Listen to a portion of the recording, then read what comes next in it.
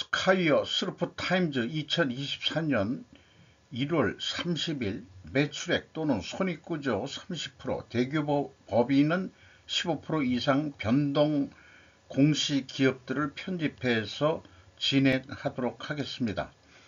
구독, 좋아요 부탁드리고요. 필요하시면 1.5배속을 보시기 바랍니다.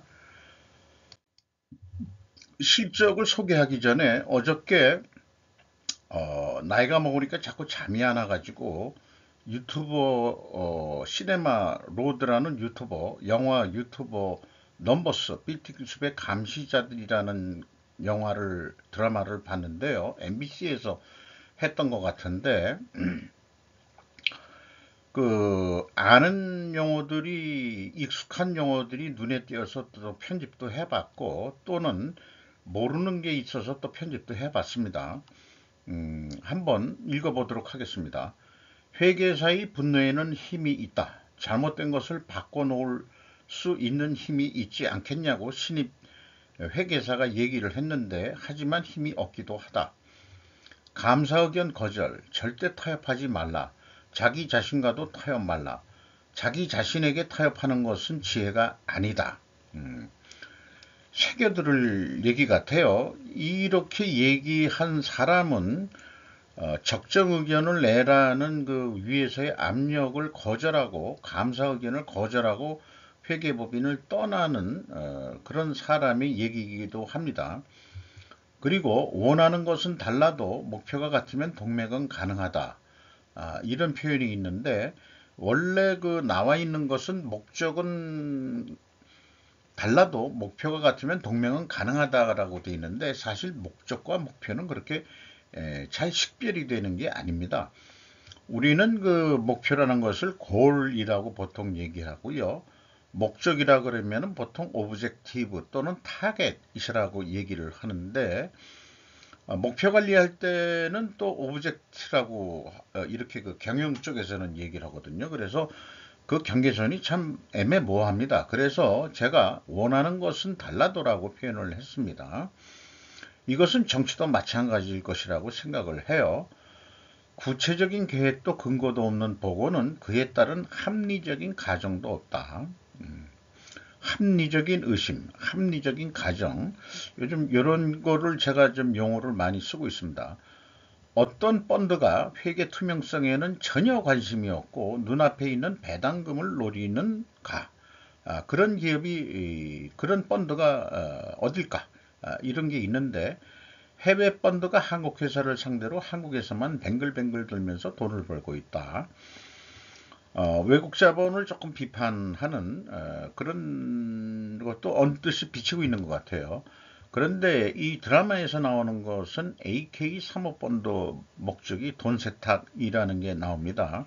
근데 세탁하는 목적은 또 뭐냐?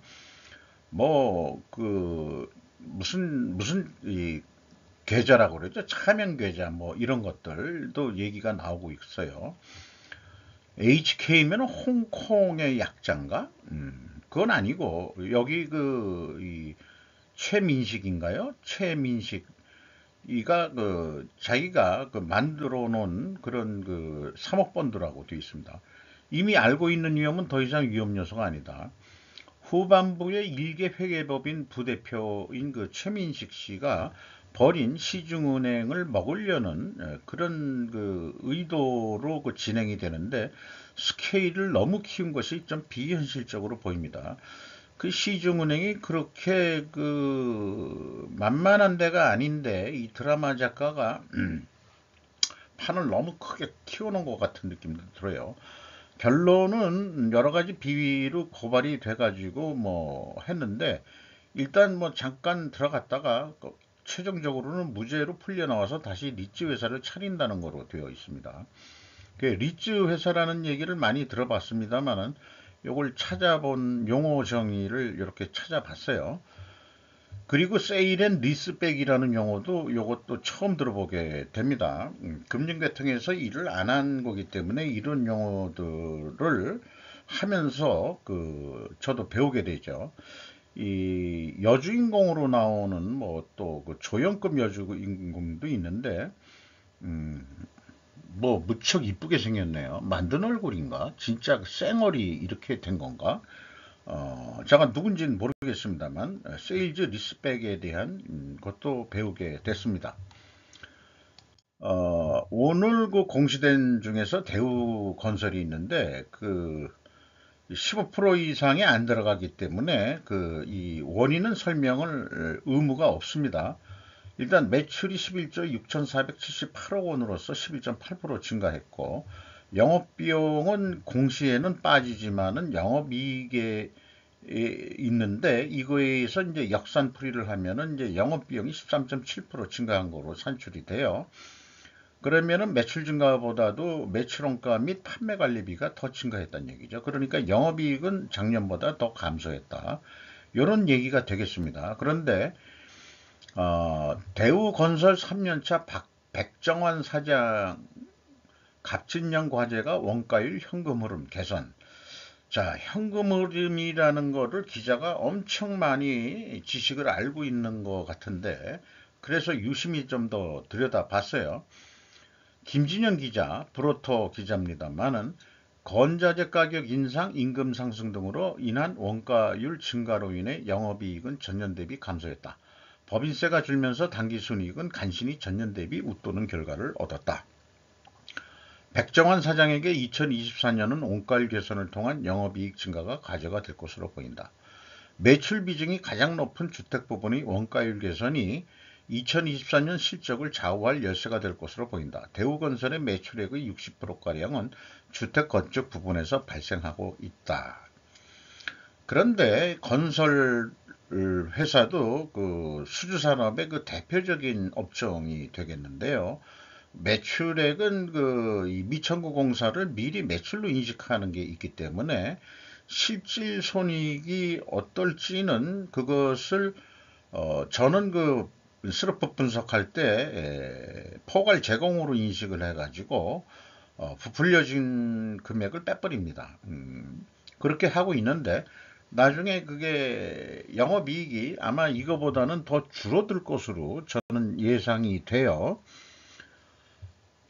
그리고 기자가 영업활동 현금 흐름을 언급할 정도면 재무제표를 보는 식견이 높다고 할 수 있는데 하지만 영업활동 현금 흐름을 현금 손익으로 인식하는 것이 현금 흐름을 제대로 배운 것일까라는 의문을 좀 제시하면서 기사가 표현한 것으로는 공사 이후 실제 공사비를 회수하지 못해 영업활동 현금 흐름 적자가 이어지고 있다는 점은 해결 과제다. 그래서 제가 좀 물음표를 붙였고 대우건설의 영업활동 현금 흐름은 2023년에도 적자를 피하지 못했을 것으로 전망된다. 이미 3분기 기준 영업활동 현금 흐름이 마이너스 5,129억 원이기 때문에 구체적인 금액까지 지적을 했습니다. 기자가 언급한 영업활동 현금 흐름 금액은 확인해보면 영업으로부터 창출된 현금으로서 하위 개념이다. 확실한 개념이 식별되는지 인식이 있어야 되지 않겠느냐라고 말씀을 드릴 수 있겠고요. 영업으로부터 창출된 현금의 내용은 다음과 같이 구성된다. 요거는 이제 요 밑에 건데, 그걸 이해하기 전에, 영업활동 현금 흐름이라는 용어를 했는데, 영업활동 현금 흐름은 5,129억 원이 아니고 그 위에 있는 숫자야 되죠. 5,740억. 이걸 손익으로 인식한다? 그게 좀 개념이 좀 기자가 좀 부족하지 않냐. 그리고 영업으로부터 창출된 현금입니다. 5,129억 원. 마이너스란 얘기는 현금이 유출이 됐다는 돈이 나갔다는 얘기지 이게 적자다라고 얘기하기에는 좀 어렵습니다. 그리고 영업활동 현금 흐름의 구성 내용은 이자 받은 돈, 그 다음에 이자를 지급한 돈, 그 다음에 법인세 환급 또는 납부금액, 마이너스는 돈이 나갔다는 얘기 법인세 냈죠. 그리고 배당금을 또 받은 게 있어요. 이걸 다 합쳐진 금액이 영업활동 현금 흐름입니다. 그러니까 손익 개념이 일부 들어갔지만은 아니다 이 말이죠. 그래서 영업으로부터 창출된 현금 흐름을 보면은 말들은 그렇게 써놔가지고 사람들이 모르는 사람들은 이게 돈을 번 거고 돈을 잃은 거다 이렇게 하는데 현금 유출, 유입 이런 식의 개념 접근이 우선은 필요할 것 같아요. 그 분기순이익에서 시작은 해요. 2,540억 원, 40억이 단기순이익인데 여기에 현금 유출, 유입이 없는 비용을 가감하면은 플러스면은 이제 또 이익을 증가시키는 거죠. 그런데 영업활동 관련 자산부채의 변동 마이너스 1조 원이니까 돈을 다른 데다가 엄청 투자했다는 얘기죠.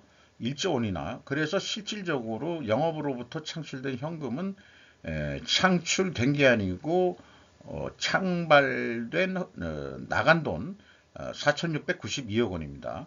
요건 개별이기 때문에 요게 이제 연결로 보면 5,129억 원이 뭐 나오겠지만은 그 시간이 없어서 전에 한번 이 집계를 해 놓은 거기 때문에 요거를 비유를 했어요.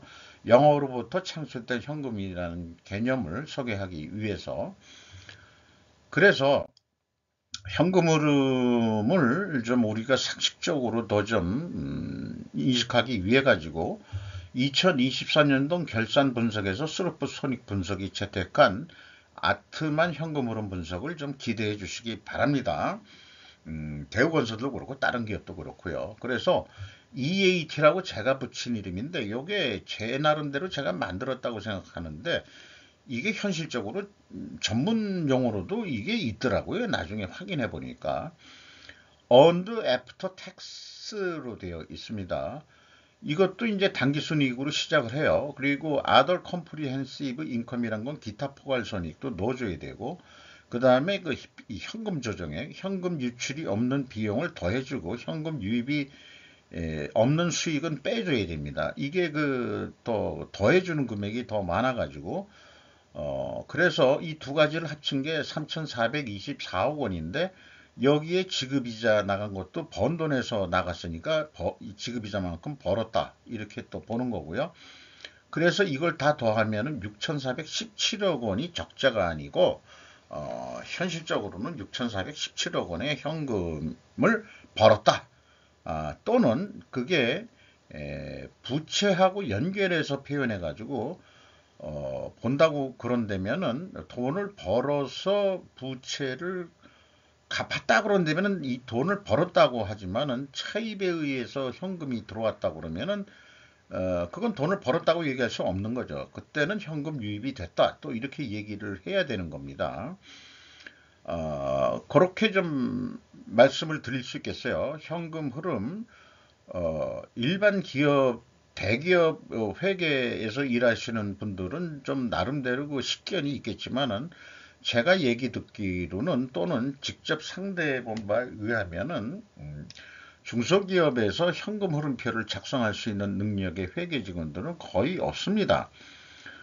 이게 ERP 전산화에 의해서도 나타나는 수도 있지만은 뭔가 다들 조정 작업들이 들어가기 때문에 엑셀 시트로 작성을 할 때 그 주로 공인회계사 어차피 그 수임료를 주고서 하는 거니까 좀 작성을 해준 것을 이용을 한다는 얘기를 들어봤어요. 중소기업도 물론 스스로 작성할 능력이 있는 데도 있겠지만 일반적으로 현금 흐름표가 생긴 게 옛날에는 없었는데 그놈의 그 앨런 사태 때문에 이게 새로 생긴 게 돼가지고 뭐 좀 아직 그 익숙하지 않은 그런 그 재무제표의 하나의 그 이 표가 되겠습니다. 어, 현대제철 건설사들이 매출원가율 증가 원인을 자재비로 핑계대기 어렵다. 외주비도 상승했겠지만 결정적인 것은 공기관리의 실패가 대부분 원가율을 높였다. 턴키 베이스로 줬으면은 뭐 또 수정할 건 없을지 모르지만 실질적으로 납기 관리가 지연이 돼가지고 돈이 이 건설 노임 단가들이 더 단가가 아니 건설 노임이 더 나갔다. 하청업체들이 불만해서 정산해달라. 이런 일이 일어날 수도 있다고 봐요.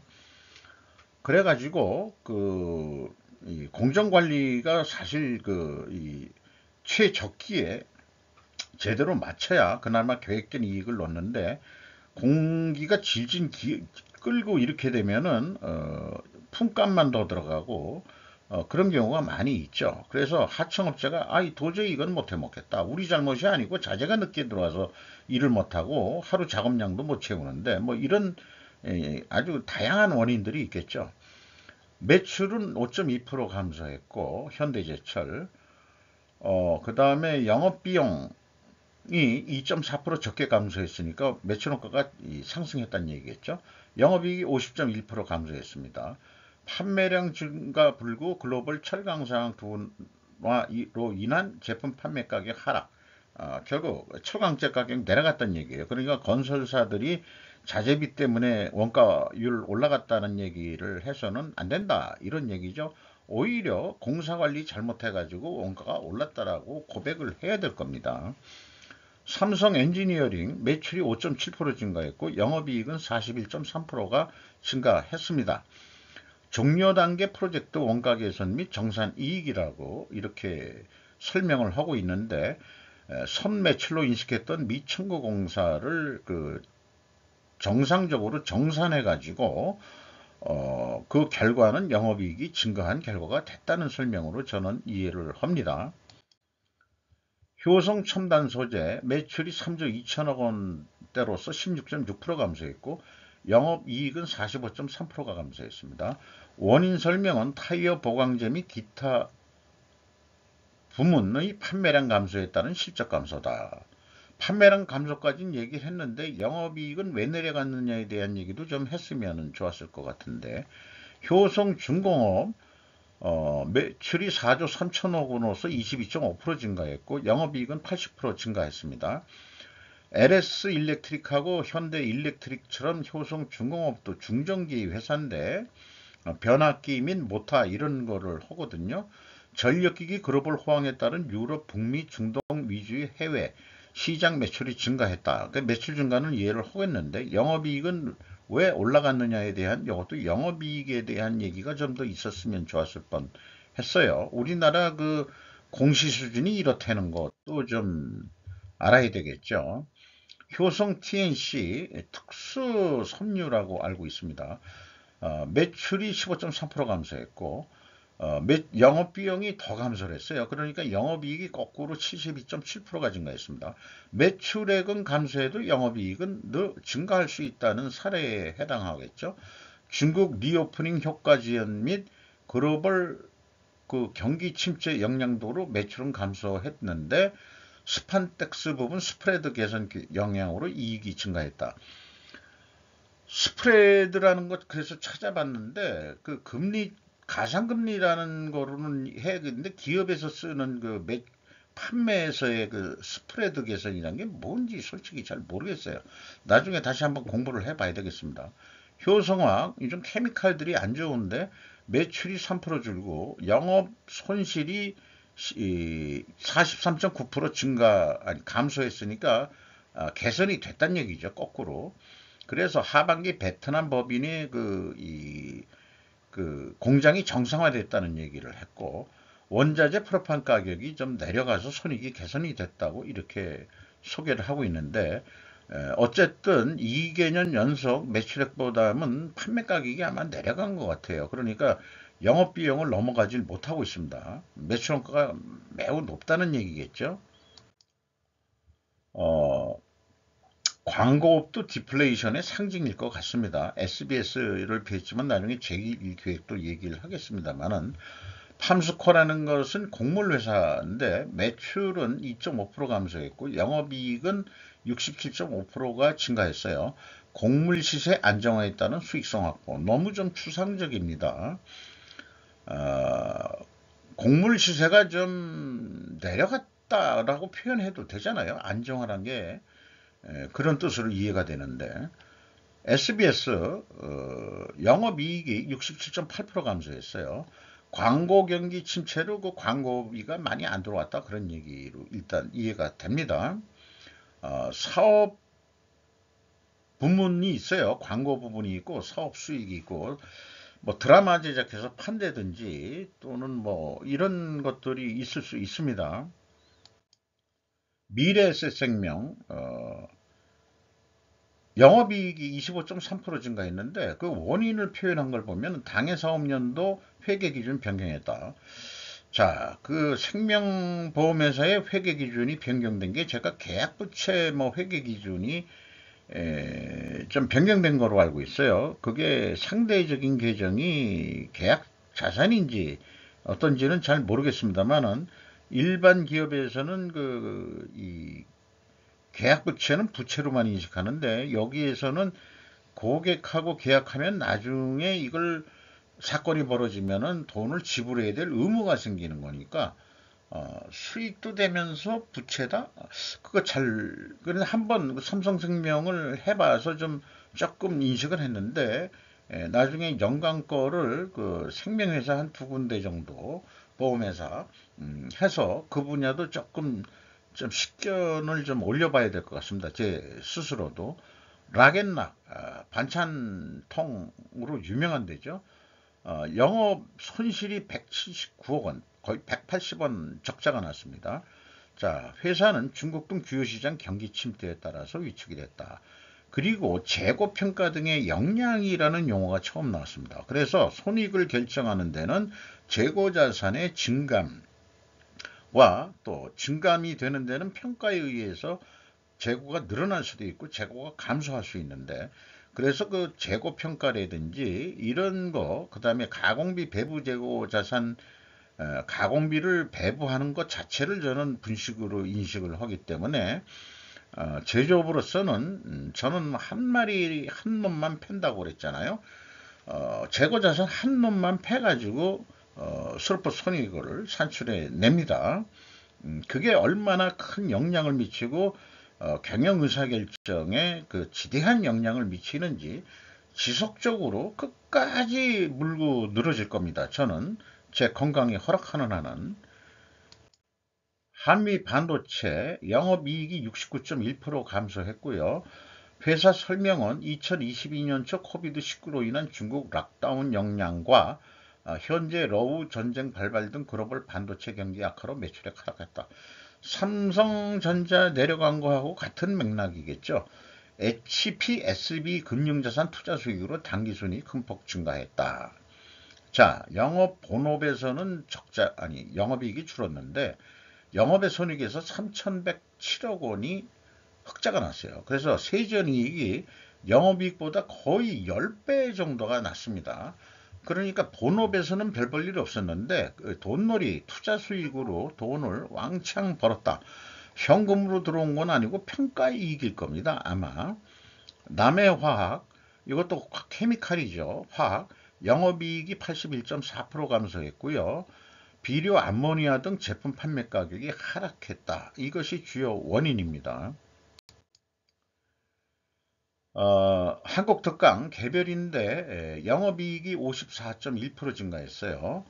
제품 판매량 증가로 인하여 매출액 증가했다. 매출액 증가는 결과고 판매량 증가는 원인으로 이해를 할 수 있을 것 같아요. 그런데 판매 품목 변경 반제품을 제품으로만 변동을 해도 수익 구조가 개선되는지 이거 좀 이해할 수가 없는 설명입니다. 요거는 나중에 한번 저도 구체적으로 확인하고 싶네요. 사업 보고서가 정식 공시가 되면은 아모레 퍼시픽 뭐 중국에 너무 의존했었기 때문에 계속해서 이 매출액도 줄어들고 영업이익도 계속 내려가고 있습니다. 삼성 SDI 영업이익 9.7% 크게 내려가진 않았어요. 이것은 그 15% 범위 내에 안 들어가기 때문에 원인 설명을 할 의무가 없는 그런 공시 내용이 되겠습니다. 제일기획 광고 회사죠. 영업이익 1.2%, 1.2% 내려갔다 하더라도 광고 공급사슬에서 그 밑에 있는 그걸 하방이라고 얘기해야 되나요? 하방 업체들이 좀 경기가 안 좋다라는 걸 뼈저리게 체험하고 있다고 하는 얘기를 들었습니다. LS 일렉트릭 중전기죠. 말씀드린 대로 영업이익 73.2%, 현대 일렉트릭과 같이 중전기 분야는 호조를 나타내고 있습니다. 노르보 페인트 원가 절감에 따른 수익성 개선, 영업이익이 56.1% 증가했는데 원가 패러다임에 의한 원가 절감은 인건비 삭감이 제일 손쉬운 방법일 것인데 노르표 페인트가 인원을 감소했는지 해고를 했는지 나중에 한번 봐야 되겠군요. 금호 타이어 중국 자본 무슨 시인코리아인가? 제가 기억하기로는 그런데 영업이익이 무려 1578.5% 증가했어요. 원인은 판매 수량 확대 등으로 매출 성장, 영업이익은 매출 성장에 따른 가동률 증가, 원재료비 및 선임비 하락 등으로 영업이익이 성장했다. 자, 전 세계로 수출하느냐 아니면은 대부분 중국 자동차 회사에 수출하느냐 그거는 잘 모르겠습니다만은 사업 보고서 나와도 그런 거를 구체적으로 알 수는 없죠. 어쨌든 이 타이어 업계는 한국 타이어도 나중에 봐야 되겠습니다만은 호경기였습니다. 자동차가 우리나라에서 좋듯이 유니드 이것도 케미칼류 같은데 어, 매출이 줄었고요. 그 다음에 영업이익 78.2% 감소했습니다. 원재료 가격 하락에 따른 판매 가격도 하락했다. 이게 그 국제 연동 비슷한 것 같기도 하고, 그리고 원재료 재고의 역량이라고 해서 아까 그 재고 평가 뭐 이런 기업이 있었듯이 이것도 재고의 증감에 따라서 어떻게 그 손익계산에 영향을 미치는지 이런 유니드 같은 회사가 아주 이렇게 설명해 주면은 더 관심이 가는 거죠. 그래서 이런 생각을 미리 가정을 해봅니다. 예측이겠죠. 예측이라고 보시면 되겠습니다. 2월 재고 금액이 고평가되었기 원재료 가격이 하락했어도 고가의 원재료가 2월 되어 평균 가격이 올라가서 매출 원가를 올렸다는 얘기다. 이런 얘기가 되겠습니다. 이동평균법 매출액 설명은 좀 미흡한 것 같고요. 이 기업은 이상 매출 및 그 손익구조 15%, 중소기업은 30% 이상 변동기업에 대한 공시 내용을 소개해 드렸습니다. 그리고 원인 설명을 기업들이 하는 그 수준을 우리는 좀 알아보는 그런 시간을 가져봤습니다.